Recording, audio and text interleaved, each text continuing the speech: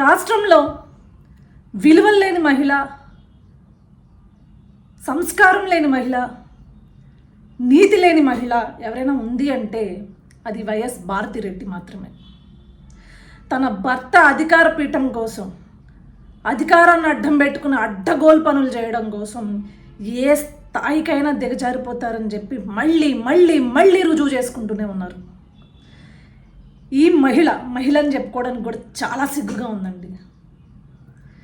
భారతిరెడ్డిని ఒక ఆడది అని చెప్పుకోవడానికి ఆడ జాతికి కూడా సిగ్గుపడేంత దౌర్భాగ్యం అన్నమాట అది మాకు మహిళలకి, ముఖ్యంగా ఆంధ్ర రాష్ట్ర మహిళలకి. తన భర్త అధికారం కోసం ప్రతిపక్ష నాయకుల భార్యలపైన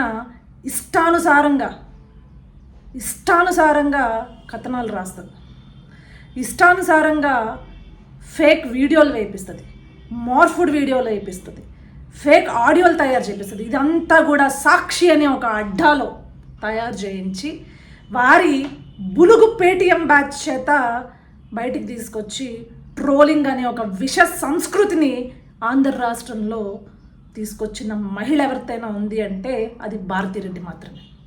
ఏమమ్మా భారతిరెడ్డి, ఇద్దరి ఆడబిడ్డల్ని కన్నావు, సిగ్గుందా నీకు? రాజకీయంగా ప్రశ్నిస్తే తిరిగి రాజకీయంగా ప్రశ్నించడం తెలియకపోతే మూసుకుని మీ కొంపల్లో కూర్చోండి. అంతేగాని రాష్ట్రాన్ని శాసిస్తాం, మాకు మా తండ్రి పేరుంది కాబట్టి, తండ్రి ఒకప్పుడు అధికారంలో ఉన్నాడు కాబట్టి వారసత్వాన్ని అడ్డం పెట్టుకుని పీఠాన్ని ఎక్కి మా ఇష్టం వచ్చినట్లు ఈరోజు మహిళలపైన దాడులు చేస్తామంటే చెప్పు తీసుకుని కొడతాం. భారతిరెడ్డి చెప్తున్నాను. భువనేశ్వరి గారి పైన చేసిన డీప్ ఫేక్ ఆడియో గురించి మాట్లాడితే నా మీద మార్పులు చేపిస్తావా? సాక్షి పేపర్ ఫోంట్, సాక్షి పేపర్కి సంబంధించిన కలరింగ్ మొత్తం ఆ పేపర్లో ఉంది. 4 మహిళల్ని నాతో పాటు న్యూడ్ పిక్స్ వేసి ఆర్టికల్స్ రాయిపించి సాక్షి అడ్డాలో తయారు చేయించి నీ కుక్కలకి పంపిస్తావా ట్రోల్ చేయమని? అంతకు మించి ఇంకా మాట్లాడుతున్నాము, ఇంకా మేము గట్టిగా ఉన్నాము, ఇంకా మేము మనోధైర్యంగా నుంచున్నాము అని చెప్పేసి సిగ్గులేంది పార్న్ వీడియోస్ తీసుకొచ్చి బ్లర్ చేయించి ఇది ఈమె అని చెప్పించి ఈరోజు మళ్ళీ ట్రోల్ చేపిస్తోంది.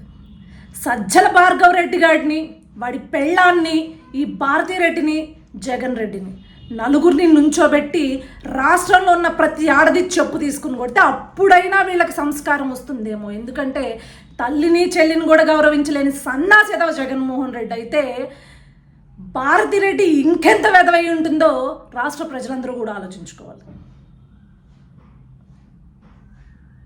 ఇంతటి నీచపు సంస్కృతిని ఆంధ్ర రాష్ట్రంలో తీసుకొచ్చి మహిళ గొంతు కూడా బయటకు వినిపించడానికి భయపడే విధంగా తయారు చేస్తుంది ఈ భారతిరెడ్డి. పేపర్ ఉంది కదా, మీడియా ఉంది కదా, టెక్నాలజీ మన చేతుల్లో ఉంటుంది కదా, ఇష్టానుసారంగా రాస్తానంటే భారతిరెడ్డి నీ బతుకు బాగోతాలన్నీ కూడా బయట పెట్టే రోజు వెక్కి ఎందుకు ఆంధ్ర రాష్ట్రంలో ఉన్న మహిళల్ని కానీ, ఎందుకు ప్రతిపక్ష నాయకుల భార్యల్ని కానీ, లేకపోతే ప్రతిపక్ష మహిళా నాయకులను కానీ ఈ రకంగా ఇబ్బంది పెట్టానా అని చెప్పి వెక్కి ఏడ్చే రోజు వస్తుంది.